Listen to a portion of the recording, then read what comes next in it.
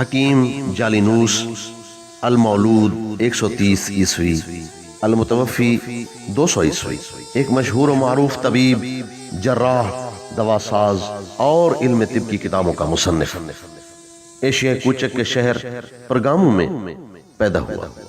یہ ایک معمار کا بیٹا تھا۔ اس کی ابتدائی حالات بہت کم معلوم ہیں۔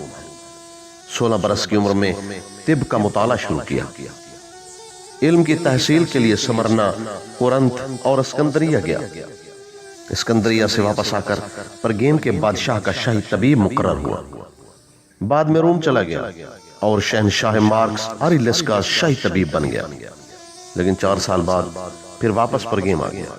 اس نے تشریح عضویات، امراضیات، معالجات اور صیدلیات میں نئے نئے تجربے کر کے نئے حقائق کا انکشاف کیا۔ جالینوس بڑا پرنویس، واضح اور زوردار مصنف تھا۔ اس کا شمار دنیا کے مشہور طبی فلاسفہ میں کیا جاتا ہے۔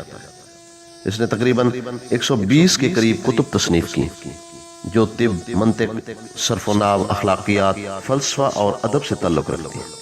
اس کا سب سے بڑا کارنامہ یہ ہے کہ اس نے یونان کی تشریح و طبی معلومات اور ان کے عملی پہلو کو ایک واحد اور منظم شکل میں پیش کیا۔ اس کی شہرت ایک طبیب کی حیثیت سے برسوں تک بڑھتی چلی گئی اور اسے آخرکار بقراط کے برابر طب کا معلم اعظم تسلیم کر لیا گیا۔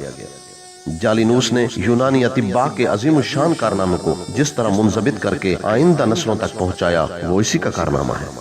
کتاب شاہکار اسلامی انسائیکلوپیڈیا، صفحہ 637۔